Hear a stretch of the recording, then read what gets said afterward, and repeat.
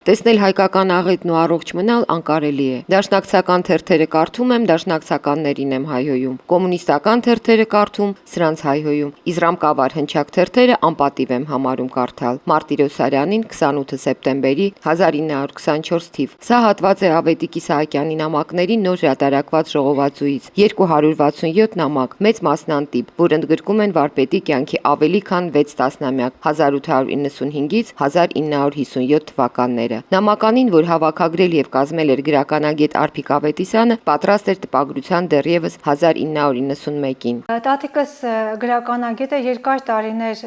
աշխատել է գրականության եւ արվեստի թանգարանում, իբրև գիտաշխատող, եւ մինչեւ Իսահակյանի նամականու վրա աշխատելը հեղինակել է Գևորգ Ախվերդյան մենագրությունը, նաեւ կազմել է եւ ծանոթագրել Զապել Եսայանի նամականին։ Անտիպ եւ չհավաքված նամակներ, այսպես էր նա անվանել ժողովածուն, սակայն այն լույս չտեսավ։ Արփիկ Ավետիսյանը հեռացավ կյանքից, իսկ անկախ Հայաստանի նորաստեղծ պետությունն անկարող գտնվեց հոգալու գրքի տպագրման ծախսերը։ Ձեռագիրը վերադարձրեցին հարազատներին, որոնք էլ Չարենցի անվան գրականության եւ արվեստի թանգարանի պահանջով հանձնեցին արխիվ, որտեղից էլ այն անհայտացավ։ Գրեթե դետեկտիվ պատմություն է այնտեղ, թե ինչպես գրականագետներից մեկը շատ հայտնի հետո պարզեց, որ ձեռագիրը իր մոտ է, առաջարկեց իր համահեղինակությամբ տպել, եղբայրս չհամաձայնեց եւ այդպես գիրքը անհետացավ։ Մայրիկս ազգագրագետ Իոնա Ավագյանը փորձեց սևագրությունների հիման վրա ամբողջացնել տատիկից բազմամյա աշխատանքը, սակայն չհասցրեց, ասում է Արփիկ Ավետիսյանի թոռնուհին Լիլիթ Ավագյանը։ Տատիկիս ու մայրիկիս անավարտ գործը ես փորձեցի հասցնել ավարտին, հավաքեցի, ծանոթագրեցի, խմբագրեցի եւ հրատարակեցի գիրքը, ի կատարածելով նրանց երազանքը։ Տատիկիս արխիվը այդպես երևի մոտ մի 100-ից ավելի թղթապանակներ էին եւ գտնել համակարգել այդ գիրքը ըստ էության գրեթե անհնար էր թվում առաջին հայացքից, լավ էր կար ցանկը, նամակների ցանկը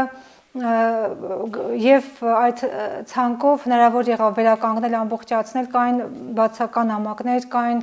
նամակներ, որոնք ծանոթագրված չէին առհասարակ կամ անհետացել էին ծանոթագրությունները եւ դրանք երևի 5.5-6 տարվա ընթացքում հնարավոր եղավ ամբողջացնել եւ ստանալ այս ժողովածուն։ Տպագրությունն իրականացվել է շնորհիվ Գալուս Գյուլբեկյան հիմնադրամի եւ Երևանի պետական համալսարանի հրատարակչության աջակցության։ Հետևել նման մարդ անհատի կյանքի ընթացքին չափազանց հետաքրքիր էր, ասում է Լիլիթ Ավագյանը։ Իսահակյանն ապրեց մեր երկրի ամենադրամատիկ ժամանակահատվածներից մեկում եւ նրա թղթին հանձնած մտորումները իր հայրենի երկրի այս պատմական ընթացքի եւ իրադարձությունների մասին պետք է որպես փաստագրական նյութ հետաքրքրի նաեւ պատմաբաններին։ Նրա խանդավառությունը սկզբում դաշնակցական կուսակցության, դե կուսակցության անդամ էր, գիտեք, հետո հիասթափությունը, ոգևորությունը, հայկական հարցի ռուսական մանդատով, հետո հիասթափությունը ամերիկյան մանդատով։ Դեռևս Արփիկ Ավետիսյանի նամականու համար առաջաբան ու կարծիք էին գրել գրականագետներ Հովհաննես Ղանալանյանն ու Սևակ Արզումանյանը, որոնք ներառվեցին այս գրքում։ Իսահակյանի նամակները խոստովանություններ են, տառապող ու սիրող մեծ հոգու խոստովանություններ, գրել է Սևակ Արզումանյանը։ Հաճախ Իսահակյանի կենսագրությունը հենց այնպես թեթև հետևողները անխռով ու հանգիստ վայելքներ, արտասահմանյան ճամփորդությունների հովերգական բերկրություններ են տեսել։ Նամակները պարզում են հակառակը, նույնիսկ չքնաղ Վենետիկն ու շռայլ Փարիզը չեն կարողացել դեմ վանել նրա հոգու մռայլը։